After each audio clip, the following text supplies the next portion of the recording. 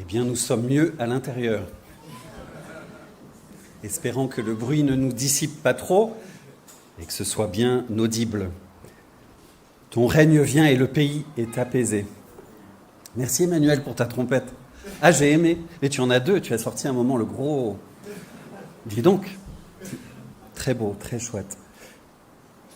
Ton règne vient et le pays est apaisé.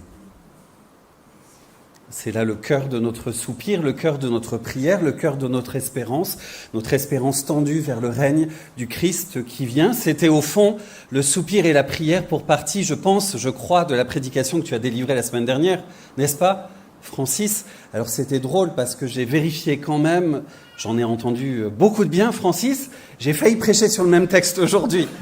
Mais c'est vrai, j'avais préparé ce texte-là, je me dis mais c'est de ça dont l'église de Tours a besoin. J'avais envie de partager ça, mais Francis m'a précédé. Alors j'ai réfléchi à la manière de prolonger, non pas autour de la prière, mais autour du pardon. Tu as développé le thème du pardon? Je t'ai pas écouté, Francis. Non, ça va alors. Espérons le moins de redites possible. Au cœur du Notre Père, notre espérance tendue vers ce règne qui vient, ce jour où Christ établira son royaume, établissant la volonté du Père sur la terre comme elle est aujourd'hui établie, accomplie au ciel, ce jour où le ciel et la terre se marieront, ce jour où nos guerres, ce qui fait la guerre à nos âmes, ce qui fait la guerre entre nous, ne sera plus. Je voulais prolonger donc autour du thème du pardon. Il faudra veiller à n'être pas trop long. Je pense que l'heure est déjà... Non, l'heure est déjà là, pas tout à fait, mais voilà, 11h30, je vais essayer de faire gaffe. Le Notre Père et les versets qui l'entourent, qui le précèdent et qui suivent sur le pardon, d'ailleurs, développent donc ce thème du pardon. Et au chapitre juste avant, le début du Sermon sur la montagne, il est déjà question de pardon. Vous vous souvenez, cette évocation, cette invitation de Jésus à tendre l'autre joue. C'est un développement au cœur de 6 antithèses que Jésus propose, se référant à chaque fois à la loi de Moïse et son interprétation dans la Nouvelle Alliance. Et à chaque fois, Jésus dit, vous avez entendu dire, mais moi je vous dis, invitant le peuple de Dieu, le peuple de l'Esprit à aller plus loin. Vous avez entendu qu'il a été dit de ne pas tuer votre frère, votre sœur, mais moi je vous dis la première pensée qui en est à la racine, la pensée ou l'expression de le traiter d'imbécile, de ça je ne veux pas au milieu du peuple de Dieu. Vous avez entendu dire de ne pas commettre l'adultère, mais moi je vous dis que la première racine, le sentiment de convoitise vis-à-vis de la femme de votre frère, n'est pas bon. Vous avez entendu dire, et j'en viens là, œil pour œil, dent pour dent, mais moi je vous dis en ce sens de ne pas résister aux méchants. Si quelqu'un te frappe sur la joue droite, tends-lui aussi l'autre.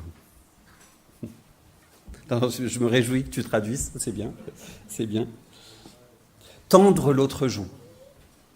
Une invitation au pardon. Donner, accorder, rechercher son pardon comme le Père Céleste me pardonne. Qu'est-ce que ça veut dire ? Qu'est-ce que ça veut dire ? D'aller vers son prochain et retourner vers lui et s'exposer.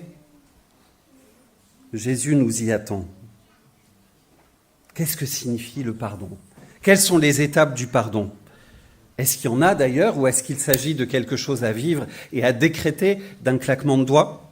Je ne crois pas, vous allez le comprendre ce matin. Est-ce qu'il y a un process ? Est-ce qu'il y a des étapes sur ce chemin pour nous aider, sur ce chemin de libération et de guérison de la relation ? Vous savez, quand la relation a été abîmée par quelque chose qui a fait mal, quand une blessure s'est installée, est venue pourrir la relation, cette relation qui m'était si chère, ça peut être dans le cadre familial, professionnel, peut-être dans le cadre de l'Église, éventuellement, cette relation qui était belle, qui était forte, qui comptait sur moi et qui maintenant n'est plus comme avant.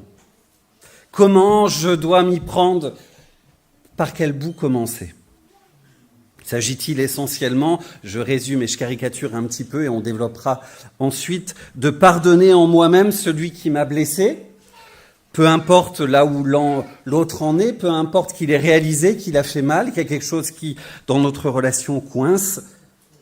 L'important étant que je me libère de ce poids pour laisser la relation petit à petit, quand le temps viendra, guérir d'elle-même à son rythme. Je passe l'éponge et adviendra ce qui adviendra quant à l'autre pour l'autre. Mais ce qui est important pour moi, c'est que je sois clean à l'intérieur et j'accorde ce pardon à l'autre et on verra ensuite.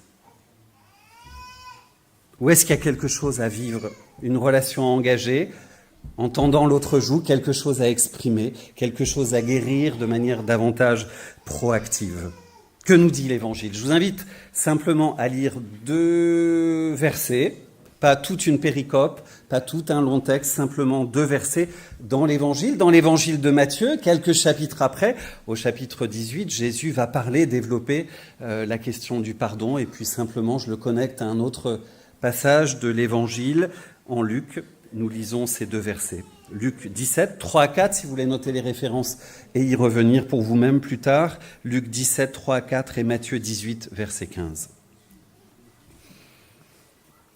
Nous commençons par Luc. Si ton frère a péché, reprends-le. Et s'il se repent, pardonne-lui. Et s'il a péché contre toi 7 fois dans un jour, et que 7 fois il revienne à toi, disant « Je me repens », tu lui pardonneras. En Matthieu 18, au verset 15, Jésus dit « Si ton frère a péché contre toi, va et reprends-le, seul à seul. S'il t'écoute, tu as gagné ton frère. » Ou ta sœur, évidemment. Je vous invite à la prière, simplement, et nous poursuivons le commentaire de ces 2 versets, à l'écoute de ce que Dieu nous demande ce matin. Nous prions. Père, c'est ta parole qui nous conduit, c'est ta parole qui nous nourrit, qui nous enseigne, qui nous redirige, qui nous reprend, qui nous façonne. Que cette parole, ce matin, nous aide à comprendre ce que tu attends de nous, parfois dans des situations douloureuses, blessées, ce que signifie tendre l'autre joue, ce que signifie être ton disciple et marcher selon ta volonté. Seigneur, enseigne-nous ce matin, reprends-nous, fortifie nos cœurs et notre volonté. Transforme-nous. Amen. La première chose qui me frappe dans ces versets, c'est la dimension de courage et de grâce qui les traverse. Parce que Frédéric de Coninck, dans un bouquin que je vous recommande, vraiment, vous pouvez le trouver sur Amazon, dans votre librairie préférée, donc Frédéric de Coninck, un ouvrage sorti en 2012, appelle Tendre l'autre joue, pardon, je donne le titre, je vais y arriver. Tendre l'autre joue, la non-violence n'est pas une attitude passive. Et il développe toute une réflexion à partir de Matthieu 5, précisément. C'est vraiment fondé bibliquement, mais tricote ça autour de la démarche de la communication non violente dont vous avez peut-être entendu parler par ailleurs, qui est très marquée dans la tradition d'église dans laquelle il se situe, les églises ménonites, et c'est très beau, très bien écrit, très juste, fondé bibliquement, très pratique. Il y a même un chapitre développé sur cette dimension à l'échelle géopolitique entre les nations, etc. Je l'ai lu il y a 10 ans, mais je m'en souviens encore, remarquable. Tendre l'autre joue, la non-violence n'est pas une attitude passive. Autrement dit, si une blessure, si quelque chose de douloureux, d'insupportable peut-être s'est installé, je le disais en introduction, et je reprends ce que Jésus nous dit, entre toi et ton frère, entre toi et ta sœur, entre toi et un voisin et un ennemi peut-être, etc. Quelque chose qui vient pourrir votre relation ensemble et te pourrir et te miner de l'intérieur. Ne laisse pas la chose s'infecter. Ne reste pas replié dans ton coin, peut-être avec ton bon droit, mais ne reste pas recroquevillé sur toi-même, campé sur tes droits, mais va, dit Jésus, va. Si ton frère a péché contre toi, va, Prends l'initiative, prends courage et n'attends pas que l'autre vienne. Ce qui, je vous l'accorde bien volontiers, est tout sauf naturel. J'ai tout sauf envie, face à quelqu'un qui m'a mis une claque, d'y retourner, d'aller rencontrer ce qui m'a blessé. Tout sauf naturel. On va le voir dans un instant précisément. Nous avons besoin du recours et des forces de l'Esprit Saint. Surtout quand on est dans notre bon droit. J'ai du mal avec cette phrase ce matin. Notre bon droit. Et légitimement, certainement, convaincu que l'autre, en tant qu'ennemi, ne nous a pas fait du bien, ne désire pas du bien. Quand c'est l'autre qui a frappé, quand ça a fait mal, on veut se protéger, et c'est naturel, et c'est normal. On veut et on va éviter, c'est peut-être quelque chose que vous avez vécu, je l'ai vécu régulièrement dans ma vie, dans différents contextes, on va essayer coûte que coûte d'éviter de côtoyer notre offenseur. Physiquement, si c'est possible, stratégie d'évitement, ou psychologiquement, si la vie fait que nous sommes obligés de croiser l'autre, c'est notre collègue de boulot, c'est notre belle-sœur, ou je ne sais quoi, de fait, nous sommes régulièrement, plus ou moins régulièrement, en lien avec elle. Psychologiquement, on va essayer de se préserver, de se retrancher en nous-mêmes, effectivement. Il y a dans cette attitude une part d'autodéfense, effectivement, qui peut être protectrice. Et on va voir dans un instant que parfois, il faut ne pas aller trop vite, hein. Mais si ce mécanisme de retranchement et d'évitement demeure et s'installe une attitude de jugement, je pense que c'est pas bon, tout simplement. Dans ce jugement, c'est le sentiment qui s'installe, je coupe un petit bout vu l'heure, le sentiment qui s'installe que l'autre est coupable fondamentalement, et nous attendons qu'un jour il vienne ramper devant nous et implorer notre pardon. Et je crains qu'il manque de grâce à cette attitude et d'espérance. Si Jésus nous encourage à aller, c'est pour espérer pour l'autre, c'est pour espérer pour la relation, c'est agir avec cette dimension d'espérance au cœur de l'Évangile et cet esprit de prière. J'aime faire, commentant Notre Père notamment, cette référence au fait que nous sommes appelés par Jésus ici, au chapitre 18, au chapitre 6, au chapitre 5, avec au fond à modeler notre attitude sur l'attitude du Père. Faisons un parallèle à notre relation, avec notre relation à Dieu. On peut se poser cette question: que serions-nous devenus si Dieu avait attendu que nous, offenseurs, prenions l'initiative d'implorer son pardon? Est-ce que Dieu s'est comporté ainsi dans l'Évangile? Alors que nous étions encore ses ennemis, nous dit l'Évangile, Dieu a dit à son Fils: va les rencontrer, va les réconcilier avec toi, va les trouver, eux qui ont commis le mal, eux qui ont blasphémé, eux qui se sont rebellés, nous l'avons chanté ce matin. Va. Et nous sommes à notre tour appelés à modeler notre démarche sur cet exemple divin. À aller, nous dit Jésus, à la rencontre de celui qui nous a offensés, de celui qui a fait mal, de celui qui a fait le mal. Peut-être même la pire des crasses, tout ce que vous voulez, effectivement, mais aller à la rencontre de l'ennemi. C'est bien de cela dont il s'agit en Matthieu 5, quand il est question de tendre l'autre joue. Va, mais ne va pas pour castagner, pour condamner, pour détruire, pour amplifier la logique de la haine. Ça vaut pour les conflits géopolitiques, ça vaut aussi pour notre vie. Ne va pas pour avoir raison. C'est pas ça la démarche. Qu'est-ce que nous dit Jésus en Matthieu 18? Va pour gagner ton frère, pour gagner ta sœur, non pas pour gagner sur lui, pour avoir raison, mais pour gagner avec lui, et le gagner à toi, précisément.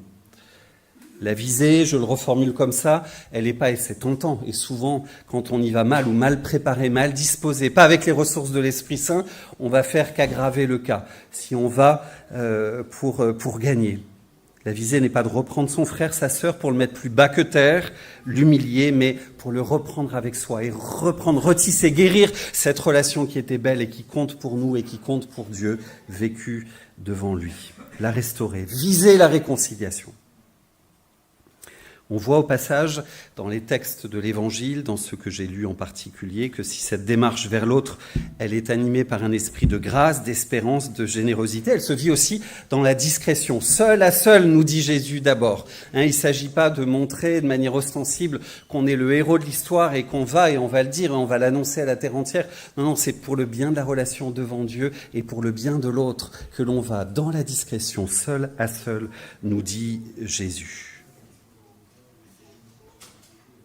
Pas d'humiliation publique, pas de fanfaronnade, pas de je ne sais quoi. Mais cette disposition de grâce, cet amour de l'ennemi, donc c'est-à-dire, je le redis ainsi, celui précisément l'ennemi qui ne s'est pas comporté comme un ami, qui a une parole dure, qui m'a peut-être poignardé de manière lourde. Cette attitude de grâce, elle est, j'appuie là-dessus maintenant, tout sauf naturelle. C'est quelque chose qui doit être donné par l'Esprit Saint. J'insiste là-dessus. Quand Jésus dit « vous avez entendu dire, mais moi je vous dis », à chaque fois, c'est une logique qui est donnée par l'Esprit Saint. Je dois prier pour que Dieu laisse mûrir en moi ce sentiment de grâce, de générosité, cette capacité de demander pardon à celui qui a fait mal, à l'aider à cheminer lui vers Dieu, et que Dieu nourrisse en moi cet esprit de grâce, de pardon, qu'il forme en moi cet amour de l'ennemi, cette attitude d'espérance. Permettez-moi de vous donner un premier conseil de sagesse, il y en aura 3 avant de conclure. Premier conseil, n'allez donc pas trop vite en besogne. N'allez pas trop vite rencontrer l'autre quand il y a eu un clash. Peut-être vous surprendre comme conseil, et régulièrement vous entendrez de braves sœurs et frères vous dire « mais vas-y !» Allez, non. Si on croit précisément que c'est quelque chose qui est donné par l'esprit, qui n'est pas naturel, il faut laisser le temps de l'infusion, laisser le temps de l'esprit, pour l'Esprit Saint de nous aider à comprendre, à relire, avec une première étape. Et sinon, ça risque de tourner au vinaigre, je vous le garantis, et je l'ai déjà vécu. Je crois fondamentalement, bibliquement, qu'il y a des étapes de préparation du cœur à vivre avant cette rencontre. Va, mais vas-y, préparer. Va, mais vas-y avec l'esprit. La première étape nécessaire, fondatrice, elle est l'importance de dire sa colère. De dire sa colère devant Dieu. De dire réellement en vérité le sentiment d'injustice, la blessure, le vivre devant Dieu à la manière du psalmiste. Vous trouverez plein d'exemples dans les psaumes. Mais vivez, osez devant votre Père. Si vous avez été victime d'un coup dur, etc., vous avez le droit de le dire et vous devez le dire. Ne pas le nier, ne pas vous prendre pour ce que vous n'êtes pas. La spiritualité biblique n'est pas la spiritualité du Bouddha zen qui est retranché à l'écart du monde, qui ne ressent rien. Précisément, c'est un symptôme de bonne santé spirituelle d'avoir été atteint par le mal. Le mal fait mal. Jésus pleura, on ne va pas développer ce matin. Effectivement, et c'est devant le Père qu'on dit « Seigneur, c'est dégueulasse ce qu'on m'a fait là. Seul, je peux pas le confronter. Aide-moi, et je te le dis. Et pourquoi tu permets ça ?» Et ce dialogue en vérité avec le Père, etc. C'est un signe de bonne santé spirituelle. C'est important de vivre ça spirituellement. N'hésitez pas, à la façon du psalmiste, d'exprimer ses sentiments négatifs devant Dieu. Faites-le, n'enfouissez pas, ne refoulez pas les choses. On est les champions chrétiens évangéliques pour refouler, dénier. Non, Jésus nous dit de nommer le mal mal devant Dieu et d'oser le faire d'ailleurs dans la rencontre que l'on va avoir, on y revient dans un instant. Ne trichez pas avec vous-même et encore moins devant Dieu. C'est le risque, je l'ai observé aussi, de voir le mal se retourner contre vous.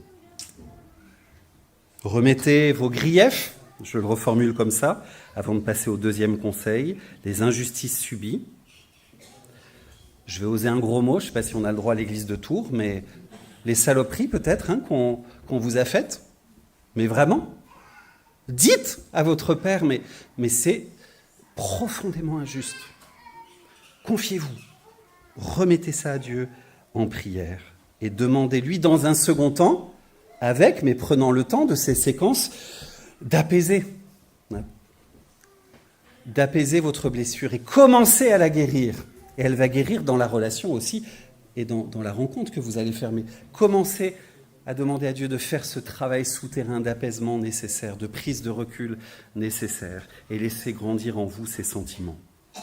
Cet esprit de générosité, de grâce, cette mesure d'espérance qui fait que l'on croit que Dieu va pouvoir transformer le conflit, cette relation blessée, en quelque chose qui va être repositionné et beau et grand et constructif.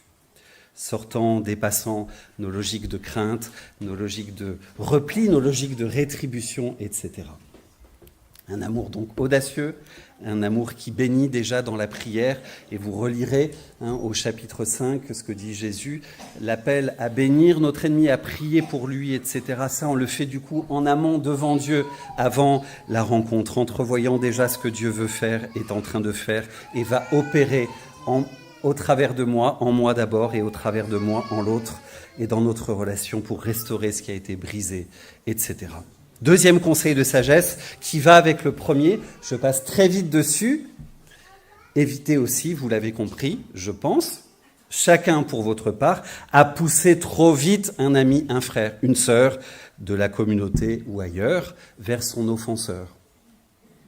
On est coupable régulièrement de ça, d'un manque de sagesse profond qui ne prend pas la mesure de ce qui s'est joué, la mesure du mal, le besoin de ce que Dieu répare, travaille, tout ce que je viens de dire juste avant. Appliquez-vous-le aussi en tant que frère et sœur de celui qui a été blessé et qui est à côté de vous, que vous accompagnez d'une certaine mesure. Ayez cette sagesse et comprenez ce que Dieu fait et dans le temps. Respectez le cheminement, etc. Et encouragez, à vivre, votre frère, votre sœur, à vivre chacune de ces étapes. Troisième conseil de sagesse, je regarde l'heure, évitez le piège de la dramatisation.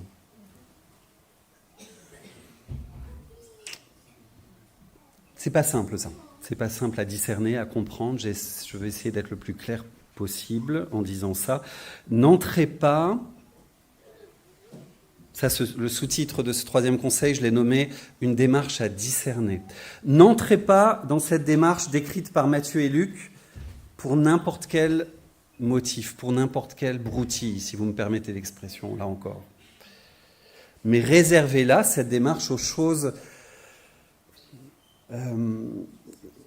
aux blessures profondes, qui infecte votre relation, à ce qui est de l'ordre du péché, pour reprendre cette catégorie que Jésus emploie, qu'on a rencontrée dans nos textes.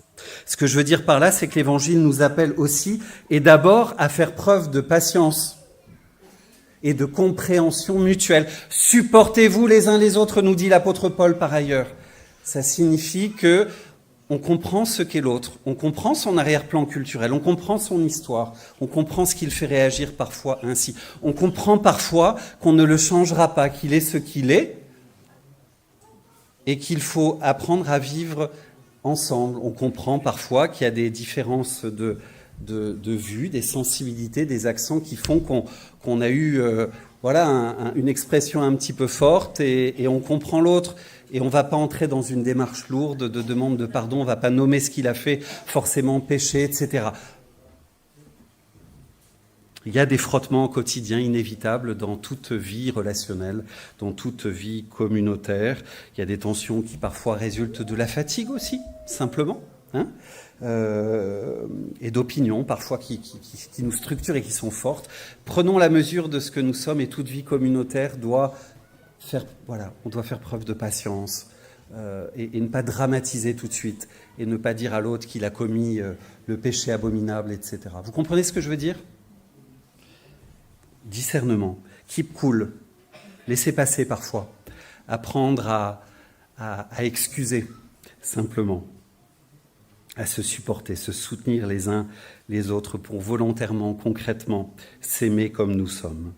Et je le concède, la frontière est tout sauf évidente, pour savoir discerner quand il faut cesser de supporter pour se mettre à reprocher, au fond, de la bonne manière, en allant vers et en disant ce qui a fait mal, d'excuser pour se mettre à pardonner, dans le sens biblique du terme. Mais peut-être une façon de dire les choses serait celle-ci: nous ne devrions juger une attitude offensante offensante au sens fort du terme, impliquant cette démarche que lorsque nous ne parvenons plus à l'expliquer de manière plus positive, à passer dessus en disant voilà c'était l'effet du moment, etc.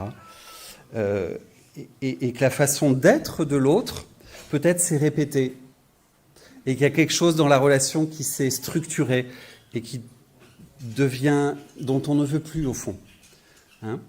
Une relation peut-être même qui est devenue toxique dans la manière dont elle s'est engagée, et blessante, et pas constructive, et injuste.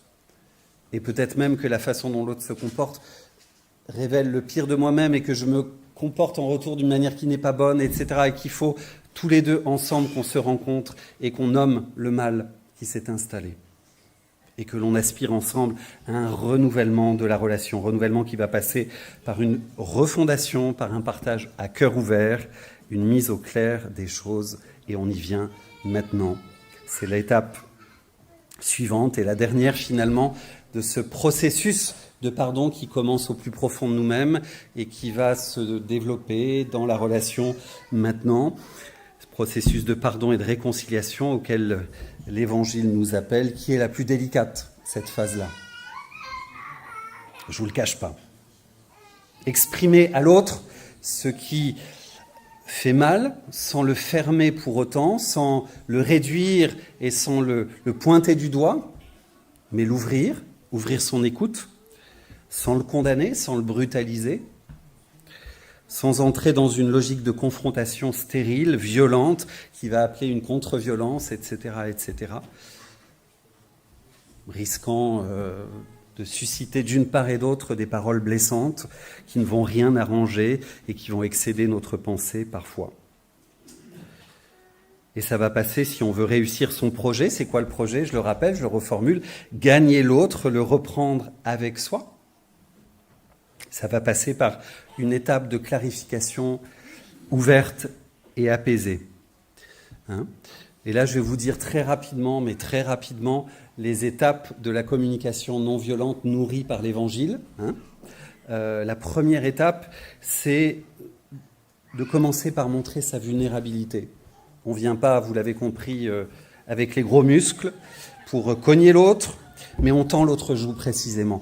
Tendre l'autre joue, c'est montrer le visage de son humanité, de sa blessure, de sa souffrance. Je dis à l'autre ce qui a fait mal, en termes particuliers dans la situation précise ou dans les situations réitérées que nous avons vécues ensemble, plutôt que d'arriver avec ces gros sabots en condamnant l'autre avec des sentences générales. On dit en communication non violente d'éviter le tu qui tue, et d'éviter les généralisations qui au fond, essentialisent l'autre, l'enferment dans le mal. Voilà, tu es comme ça, c'est ce que tu es, toujours, tout le temps. Non, parler de soi. Voilà ce que j'ai vécu dans cette situation, voilà ce que j'ai ressenti. Peut-être que je me trompe, mais voilà ce que ça a produit en moi. Et voilà, et ne pas dire ensuite, mais voilà, de toute façon, tu es comme ça et tu as toujours été comme ça, etc., etc. S'ouvrir à l'autre va aussi consister à, parfois, pas toujours, mais souvent, je crois, de reconnaître ses propres torts. On n'est jamais tout blanc, surtout quand la relation s'est un petit peu infectée. On a eu, ce que je disais tout à l'heure, parfois des retours, des manières de faire, de dire qui n'ont pas fait du bien, qui n'étaient pas justes aussi. On doit être capable de dire, voilà, ce que j'ai ressenti, tu vois, j'ai réagi de cette manière et je reconnais que c'était pas bon, c'était pas beau, c'était pas juste, ça n'a pas fait du bien. Ce que j'ai dit là, précisément, ça a excédé ma pensée. C'est pas ce que je pense de toi, mais parce que j'ai eu mal, j'ai dit ça, j'ai réagi comme ça. Oser se raconter, oser demander pardon, oser comprendre qu'il y a eu des déchirures, des blessures d'une part et de l'autre dans cette mécanique de violence contre violence. Blessure contre blessure. Et on peut dire aussi, je dis juste ça au passage, c'est quelque chose que les thérapeutes ou les pasteurs, les accompagnants, etc. observent bien. Plus la relation a été proche et forte, et dans les couples en particulier, peut-être que ce message vous concerne dans votre couple ce matin, je n'en sais rien, mais plus la relation est forte et intime, plus la blessure et le mécanisme de blessure contre blessure va être fort. Et plus il est important d'oser dire aussi pourquoi on n'a pas, nous, été à la hauteur, même si l'on pense qu'initialement il y a eu quelque chose de blessant de la part de l'autre, etc. S'ouvrir, être vulnérable, aller vers l'autre en disant simplement notre tristesse pour la relation brisée. Si on va vers l'autre, c'est précisément parce qu'on tient à cette relation et qu'on veut le retrouver, qu'elle avait de la valeur et qu'on espère en elle et qu'on espère en l'autre. Devant Dieu, dire, je vous l'ai dit, nos torts éventuels, partager notre désir d'une relation qui reprenne comme avant, parce que l'autre compte vraiment. Et je crois que c'est dans cette démarche simple, pour l'avoir vécu régulièrement dans différents contextes, et humble, qu'on va avoir les meilleures chances finalement d'ouvrir l'autre réellement. En tendant l'autre joue, en montrant le visage de mon humanité, de ma blessure, de ma vulnérabilité, l'autre va comprendre qu'il a affaire à quelqu'un qui est pétri d'humanité, que Dieu aime, etc. Et ça va ouvrir en lui une sensibilité. Il va dire, ah oui, ok. Et en plus, si vous dites, voilà ce que ça m'a fait, j'ai mal agi en retour, etc., alors vous allez gagner l'autre petit à petit, lui permettant, dans cette écoute, cette ouverture du cœur, de réaliser que ce qu'il a fait, oui, c'était effectivement pas bon, pas bien, pas à vivre et pas à reproduire, et qu'il faut changer.